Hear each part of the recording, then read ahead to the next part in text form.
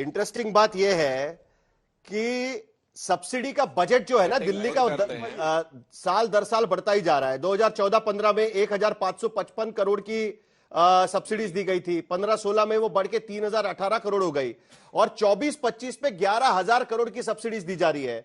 आप बजट के हाल तो देख ही लीजिए। बजट का अनुमान लगाने के पहले 3,000 करोड़ का सरप्लस बजट बताया जा रहा था, उसके बाद वो महिलाओं की योजना आ गई।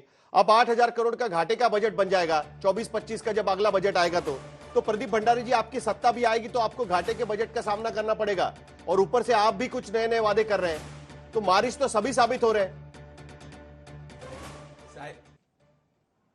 साहिल जी, पहली बात तो आशुतोष जी का जो ज्ञान है उनको राजनीतिक एनालिसिस करें, पर पॉलिटिशियंस को क्या मुद्दे उठाने चाहिए क्या नहीं उस पर अवॉइड करना चाहिए टिप्पणी करना, क्योंकि वो भी चुनावी मैदान में उन्हीं अरविंद केजरीवाल के साथ जा चुके हैं और उनके भी चुनावी नतीजे दिल्ली की जनता के सामने हैं। ये एक और लाडकी बहना की स्कीम जो है दिसंबर 2024 के अंदर सबको डिलीवर हुई, तो कृपया करके झूठ मत फैलाइए, सबको स्कीम आने वाली है और आएगी। दूसरी बात मैं कहना चाहता हूं भाई, मैं बड़ी बात कह रहा हूं, साहिल जी इनने तो रेवेन्यू डेफिसिट करा ही है, पर अगर 2026 करोड़ का शराब घोटाला जो अनुराग ढांडा की पार्टी ने करा, 52 करोड़ का जो शीश महल इन्होंने बनाया, इस पर हम एसआईटी घोषित करेंगे। हमें तो इनके भ्रष्टाचार की जितने पैसे वो ही बचा ले जैसे कांग्रेस पार्टी के भ्रष्टाचार के बचाए थे, तो हम तो दिल्ली को वापस रेवेन्यू सरप्लस में ले आएंगे। कांग्रेस पार्टी में करंट अकाउंट डेफिसिट होता था 6% का, हमने इनके भ्रष्टाचार पे रोक लगाई, फिस्कल डेफिसिट और करंट अकाउंट डेफिसिट ट्रैक पे आ गया। ऐसे ही हम अरविंद केजरीवाल जी के भ्रष्टाचार के ऊपर रोक लगाने वाले। आपने बड़ी बात कही भाई, हिंदुओं की बात करना क्या गुनाह हो गया इस देश के अंदर? जरूरी थोड़ी है रासायल जी की हिंदू की बात को सिर्फ और सिर्फ वोट से देखा जाएगा। हमारे लिए सनातन आस्था की बात है, ये चुनावी हिंदुओं के लिए जो सनातन है वो वोट कितना ऐड होगा, वोट कितना कम होगा, इसीलिए चुनाव के पहले राहुल गांधी जनेऊधारी ब्राह्मण हो जाते हैं, चुनाव के पहले अरविंद केजरीवाल चुनावी हिंदू हो जाते हैं, जब चुनाव नहीं रहता तो इफ्तार की पार्टीज में जाते हैं। हम तो जब 2 सीट की पार्टी थे तब भी प्रभु श्री राम के मंदिर की बात करते थे, और आज जब हम लोग तीसरी बार पार्टी में जाना गलत है क्या? श्री राम के मंदिर की बात करते हो, सनातन आस्था की बात करते हैं। 100% अगर आप इफ्तार पार्टी पे सिर्फ तुष्टीकरण के नाम पे जाते हैं, वोट बैंक करते हैं और कहते हैं कि सनातन डेंगू मलेरिया एड है, तो गलत है। अगर आप इफ्तार पार्टी के अंदर टोपी पहनते हैं और कहते हैं कि भाई दादी और नानी कहा करती थी कि प्रभु श्री राम के अयोध्या के मंदिर को नहीं बनना चाहिए, तो गलत है। अगर आप इफ्तार पार्टी पर टोपी पहनते हैं और उसके बाद कहते हैं कि भाई सनातन जो है वो एग्जिस्ट ही नहीं करता, प्रभु श्री राम का अस्तित्व नहीं है, राम सेतु का अस्तित्व नहीं है, तो गलत है। अगर आप तो जल्दी से आप जवाब दीजिए, फिर आलोक शर्मा भी कुछ कहना चाहते हैं कि वहां पे प्रभु श्री राम का मंदिर हो, तो गलत है। देखिए पहली बात तो ठीक है, तो जल्दी जवाब दीजिए, फिर आलोक शर्मा जी के पास भी जाना है। संगीत रागी जी ने मेरे ऊपर टिप्पणी की, मैं तो संगीत रागी जी से कहता हूं देखिए मैंने तो प्रायश्चित कर लिया, अब संगीत रागी का प्रायश्चित करेंगे आरएसएस को छोड़ के। जहां तक दूसरे लोगों की बात है, देखिए एक बात बड़ी मजबूती के साथ समझ लेनी चाहिए कि भारतीय जनता पार्टी ने 1980 में बनने के बाद राम मंदिर का जिक्र कभी नहीं किया। 1984 में पहली बार राम मंदिर का जिक्र है, जबकि कहते हैं लड़ाई 500 साल पुरानी है। और ये आरएसएस के जब दिल्ली के अंदर रामलीला मैदान पे एक सभा हुई जिसमें बाला साहब देवरस ने कहा था कि भाई इस ताला तो खुलना चाहिए, क्योंकि तब इनको समझ में आ गया। कौन कर रहा है आशुतोष जी? ये भारतीय अरे भैया अरे प्रदीप भंडारी जी सुन लीजिए ना, सबको मौका मिलेगा, आपकी बात सुनी तो उनकी बात सुन लीजिएगा। आशुतोष जल्दी बताइए, चलिए आशुतोष। हम जो है चुनाव को लेके कर रहे हैं क्या? चुप कराइए। आजकल भाजपा में न जाने कौन कौन से प्रवक्ता हो गए, बीच में बोल पड़ते हैं। देखिए तो ये ऐतिहासिक तथ्य है कि हिंदू महासभा के लोगों ने मंदिर को वापस से स्वघोषित पत्रकार करना से तो बेहतर ही है। आपको आगे लगा लेना चाहिए कोट अनकोट प्रो आप प्रो कांग्रेस। प्रदीप भंडारी बात तो सुन लीजिए भाई, सब लोग सुन रहे हैं। प्रदीप भंडारी बात तो सुन लीजिएगा, प्रदीप भंडारी बात तो सुन लीजिएगा। तो जल्दी खत्म करिए, आलोक शर्मा जी भी इंतजार कर रहे हैं और अनुराग ढांडा भी हाथ खड़े किए हुए हैं। बोलिए। देखिए प्रदीप हमारे छोटे भाई की तरीके से थोड़ा सुधांशु त्रिवेदी से सीख लेना चाहिए कैसे बोलना चाहिए, और वो बीच में डिस्टर्ब नहीं करते, उससे इफेक्ट होता है।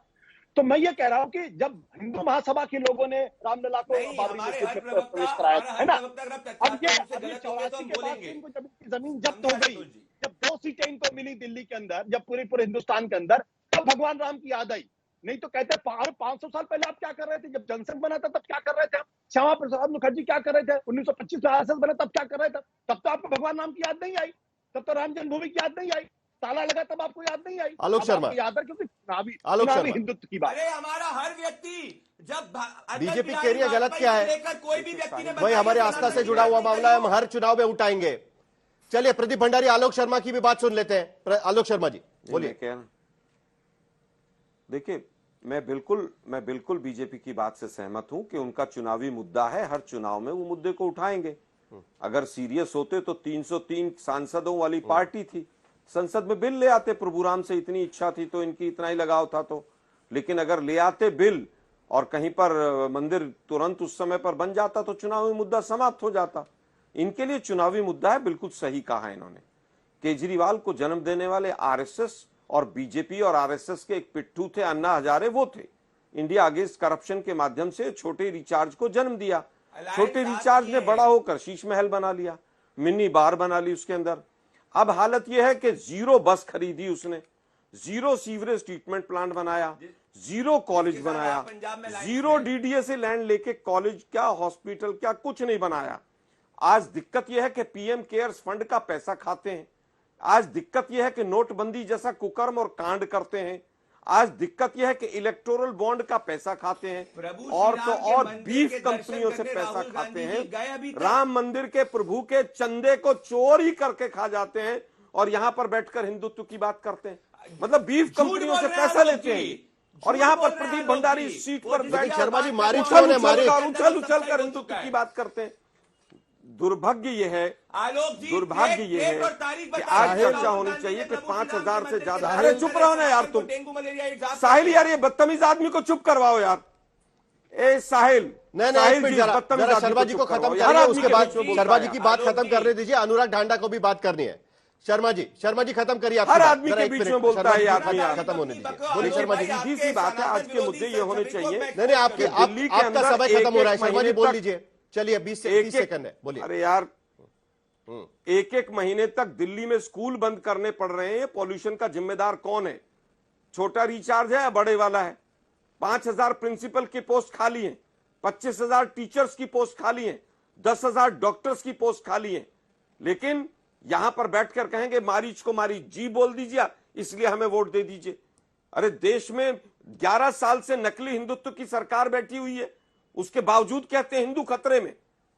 जब सिख प्रधानमंत्री थे, मुस्लिम राष्ट्रपति। चलिए अनुराग ढांडा, आपकी बारी, और उसके बाद आखिर में प्रदीप भंडारी। में नहीं है, भाजपा खतरे में है और केजरीवाल खतरे में है। साहिल जी, केजरीवाल खतरे में है। अनुराग ढांडा, मैं सबकी बात ध्यान से सुन रहा था, मैं किसी के बीच में नहीं बोला, मैं किसी को बीच में नहीं बोला, मैं सबकी बात सुन रहा था। अब अगर मेरी बात के बीच में कोई बोलेगा तो मान लीजिएगा कि रावण के आदर्शों पे चलने वाला व्यक्ति है, हवन के बीच में विघ्न कर रहा है वो व्यक्ति। आप ध्यान से सुनिएगा, ये लोग क्या कर रहे हैं। ये लोग, रावण ने क्या किया था? भेष बदल के मां सीता का हरण किया था। सुनिए ना, ये रावण ने भेष बदल के मां सीता का हरण किया था। और बीजेपी वाले क्या कर रहे हैं? बीजेपी वाले भेष बदल के दिल्ली के लोगों को मिलने वाली सुविधाओं का हरण करना चाहते हैं। ये कह रहे हैं, अपने मैनिफेस्टो में लिखा है इन्होंने, कह रहे हैं जरूरतमंदों को शिक्षा फ्री देंगे। अरे भाई, सबके लिए शिक्षा फ्री है, दिल्ली के अंदर शानदार सरकारी स्कूल हैं, तो ये जरूरतमंद कौन है? इन्वर्टेड कॉमास में जरूरतमंद इनकी नजर में कौन होता है? जिसके पास बाइक है उसको नहीं देंगे, जिसके पास घर है उसको नहीं देंगे, जिसके पास कार है उसको नहीं देंगे, जिसके पास फ्रिज है उसको नहीं देंगे। तो दिल्ली में इसका मतलब किसी को भी फ्री एजुकेशन इनके राज में नहीं मिलेगी। ये कहते हैं जब परीक्षा देने जाएंगे ना बच्चे, तब उनको बस राइड फ्री दे देंगे। हम कह रहे हैं भाई, बच्चे तो रोज जाते हैं स्कूल में, कॉलेज में, तो हम सबको फ्री देंगे। तो हमने सबको फ्री देने की बात कह रहे हैं, आपके मैनिफेस्टो में लिखा है। रावण को आदर्श मानने वाले लोगों बीच में मत बोलो। दूसरी बात, दिल्ली में हमने क्या काम किया आप पूछ रहे हैं। भाई दिल्ली में जीएसडीपी ग्रोथ जो है 9.17% है, पूरे देश में सबसे ज्यादा है।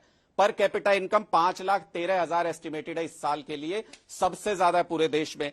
बार बार इन्फ्लेशन जो है 2.81% है, सबसे कम है। नेशनल एवरेज 5.65% है। ये लेकिन अनुराग, अब जब घाटे में जाएगा बजट 8,000 करोड़ के, तब आप क्या करोगे? बिजली, पानी, सारी सुविधाएं दी। मैं बताता हूं, उसी पे आ रहा हूं, उसी पे। कोई घाटे में नहीं जा रहा साहिल जी। हमारा बजट 3,000, हमारा रेवेन्यू 3,000 करोड़ सरप्लस आज के पहली बार। सुनिए ना, 99 के बाद अब सुनिए, फिर बार बीच में बोलने लगे। अरे रावण को आदर्श मानने वाले लोगों, बीच में मत बोलो, बात पूरी करने दो। रावण अरे, को आदर्श तेरे मानने को वाले राम लोगों को राम बीच में आदर्श मत बोलो। मानने आपको वाले दुख लोगों होता है दिल्ली को कि छोड़ना रावण को ये चाहते कह हो। दिया, आखिर का मिनट रावण बचा को है। वो कह दिया। आप मेरी बात सुनिए, बात पूरी होने इन्हें दीजिए। 90 से दारू आपने पिलाए। कहा सबके साथ 11,000 दूसरी करोड़ बात रुपए, आराम से साहिल करें। जी आपने साहिल कहा भाई, नब्बे बात 11,000 कीजिए, करोड़ 30 रुपए सेकंड हम लोग लीजिए। अपनी फ्री स्कीम्स में मतलब एक देते हैं। दारू की बोतल आपने के कहा साथ 11,000 दूसरी करोड़ बोतल फ्री की बात स्कीम्स में करेंगे। देते हैं। हमारा बजट है 75,000 प्रभु करोड़ राम का, की कहानी इसलिए देते हैं 11,000 करोड़ हम लोगों को। लोगों का पैसा लोगों को नहीं देंगे तो किसको देंगे? नहीं, लेकिन आपका रेवेन्यू रिसीट है 80,108 करोड़ का। अभी आप महिलाओं की योजना ऐड करेंगे तो हो जाएगा 88,000 2,066 करोड़ का। ऊपर से 2,100 रुपए या 2,500 रुपया लाएंगे तो ये बजट 90,000 95,000 करोड़ के ऊपर का चला जाएगा। कहां से लाएंगे पैसा? करोड़ हमारा हर साल। ये तीनों पार्टियों से सवाल है। साहिल जी 5,000 करोड़ रुपए हर झूठ साल बोल रहे हमारा हैं ये। बजट बढ़ता एक है। मिनट। एवरेज है 25,000 करोड़। ये ना चलिए, ठीक है। हमारे पास आएगा। हम अब मैं उसमें सभी से को सवाल रेवेन्यू पूछता हूं। टाइम्स ऑफ इंडिया की रिपोर्ट। अब आखिर में 5,000 सभी को करोड़ सवाल एवरेज पूछता बजट हर साल हूं। बढ़ता अब है। आखिर में सभी को सवाल पूछता हूं, जरा थोड़ा शांत करिए सबको। देखिए 1,000 रुपए का प्रॉमिस आम आदमी पार्टी ने पहले किया। खर्चा बढ़ेगा 4,560 करोड़ से। 2,100 रुपए का प्रॉमिस किया, उससे 9,500 करोड़ रुपए से बजट बढ़ेगा। अब जो 2,500 रुपए का प्रॉमिस किया जा रहा है कांग्रेस और बीजेपी से, उससे 11,400 करोड़ रुपए से बजट बढ़ेगा। आप 5,000 करोड़ कितना भी ऐड कर लो, हर वक्त हम देख रहे हैं। फिर वो देखिए सब्सिडी की बात हो, पावर की बात हो, 3,600 करोड़ रुपए की पावर सब्सिडी दी जा रही है। वाटर सब्सिडी 500 करोड़ रुपए की वाटर सब्सिडी दी जा रही है। डीटीसी में फ्री सब्सिडी दी जा रही है 440 करोड़ की। और इसीलिए सभी पार्टियों से सवाल दिल्ली की जनता यही पूछती है कि आखिर में मारिच कौन निकलने वाला है, और इसी का जवाब हम ढूंढने के लिए निकलेंगे।